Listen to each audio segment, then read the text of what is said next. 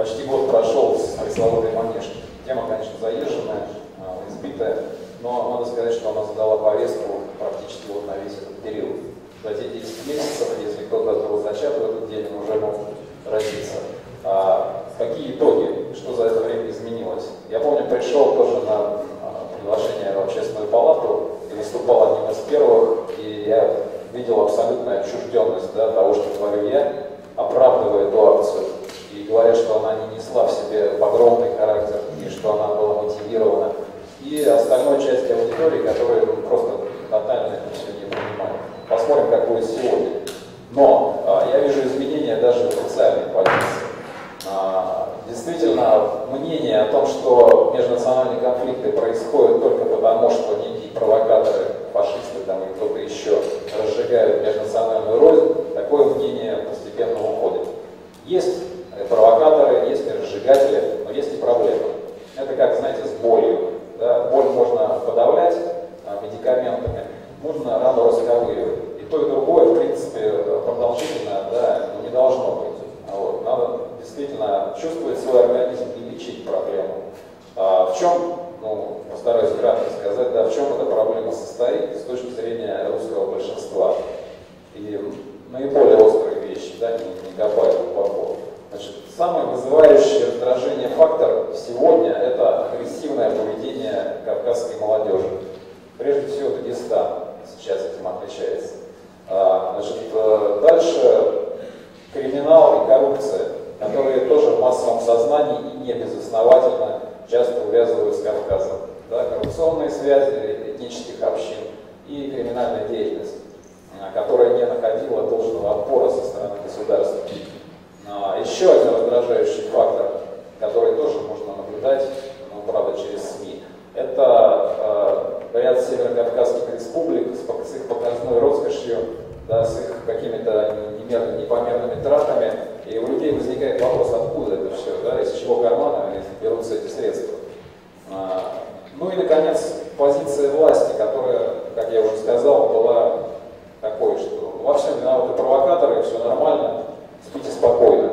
А те, кто пытался поднять этот вопрос, как-то неадекватно наказывались, на мой взгляд. Соответственно, видя такое вот отношение, да, обыватель, русский человек перестает чувствовать себя в своей стране. Он отчуждается от него, понимает, что страна, там, государственный аппарат существует для кого-то еще. И это опасный фактор, который переходит даже за рамки межнациональных отношений. То есть межнациональные отношения в свое время развалили Советский Союз, и, собственно, очень похожий сценарий может быть запущен и сейчас. Поэтому я призываю не прятать проблему, не искать крайних постоянно, да, в лице политических организаций, а действительно договариваться и принимать какие-то меры. Не знаю, если касательно мер, тема огромная, но я бы выделил буквально несколько направлений. Первое – это русский вопрос. Он действительно потихоньку как-то начинает входить в повестку тоже. Да, но пока еще очень стыдливо, и власть его немножко побаивается. И так, по-моему, сейчас думают, а стоит вообще его понимать. И все-таки не давайте по-старому пойдемся. Дело в том, что Россия, как здесь было сказано, национальное государство. С этим нельзя поспорить. Но при этом это еще и русская страна, да, которая создавалась как русское государство, прежде всего русскими, которые были объединителями, да, этих земель, этих народов. И, в общем, такова архитектура, да, и логика построения нашей страны. Если мы говорим о том, что она существует не 20 лет, а несколько больше, соответственно, это тоже должно быть как-то выражено, может быть, закреплено в Конституции, как государство, образующее роль русского народа при национальном равноправии всех этносов, да, проживающих здесь. Соответственно, оценка и признание проблем со стороны этнических общин тоже должно прозвучать на государственном уровне. До сих пор этого не было. То есть есть какое-то такое подспудное, да, что там кто-то себя нехорошо ведет. Но какие-то слова здесь в публичном пространстве обязательно осуждающие, призывающие эти общины вести себя корректно, должны быть сказаны. Кстати, я позволю себе сделать отступление и привести один пример. В Ростове произошла поножовщина порядка месяца назад. И действительно, она тоже была организована по национальному признаку. Так вот, тамошние активисты, соответственно, нашей организации и представители армянской общины совместно организовали заявление, которое имело два основных посыла. Первое, давайте не будем делать из этого межнациональный конфликт. А второе, самое важное, это было обращение к друзьям и родственникам главного подозреваемого армянина. Да, что не надо скрываться, надо сдаться следствию для того, чтобы следственные действия были осуществлены.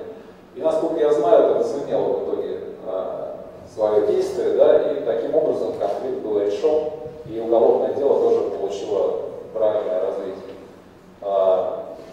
Ну и последнее, наверное, я не буду об этом подробно говорить, тоже прямой переговорный процесс. Потому что очень часто в диалоге между этническими общинами, организациями, сообществами, социальными сетями влезают лишние посредники. И очень часто эти посредники неадекватны, преследуют свои цели. Ну давайте, да, как-то